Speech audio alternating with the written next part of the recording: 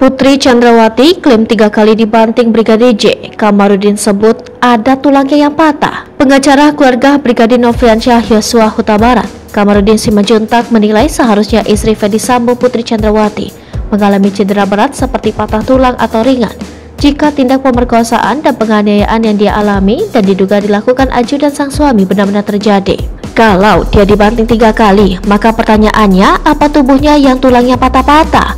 Dibanting ke ubin 3 kali sampai pingsan, minimal tulang rusaknya itu patah-patah, minimal menyebabkan luka lebam pada pipi, kepala, dan badan. Ada tidak visumnya, kata Kamarudin saat dihubungi Rabu 21 Desember 2022 malam. Menurut Kamarudin, keterangan Putri yang mengaku diperkosa dan dianiaya serta diancam Yosua amat janggal. Dia menyampaikan hal itu merespons keterangan ahli psikologi forensik dalam persidangan yang menyebut keterangan Putri Chandrawati soal dugaan pemerkosaan di Magelang kredibel. Kejanggalan lain yang disorot Kamarudin soal keterangan Putri yang mengaku mengalami kekerasan seksual adalah saat itu sang suami yang juga mantan kadif profesi dan pengamanan Polri tidak melapor kepada polisi di Magelang ketika mendapat laporan istrinya diduga diperkosa oleh Yosua pada 7 Juli 2022.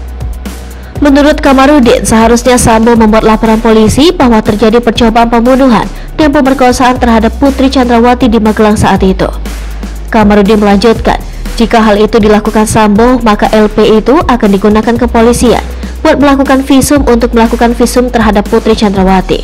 Menurutnya, apabila benar telah terjadi pemerkosaan, maka kemungkinan terdapat jejak cedera atau kerusakan pada kelamin Putri. Minimal lecet-lecet atau luka. Beda halnya kalau dia suka sama suka, itu harus ada visum, wajib itu, ucap Kamarudin. Kemudian kata Kamarudin, jika Sambo melapor ke kepolisian setempat soal dugaan pemerkosaan terhadap istrinya, polisi akan datang dan melakukan olah tempat kejadian perkara dan mengamankan bukti-bukti terkait dengan dugaan tindak pidana itu. Kamarudin menekankan pakaian yang Putri Chandrawati gunakan saat itu harus disita oleh polisi, karena kalau pemerkosaan itu kan upaya paksa. Dia tidak mungkin mempeloroti bajunya sendiri, kata Kamarudin.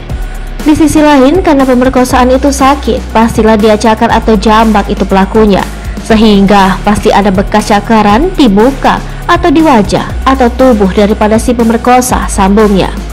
Maka dari itu, Kamarudin kembali mengingatkan berapa pentingnya LP yang seharusnya Sambo buat di Magelang.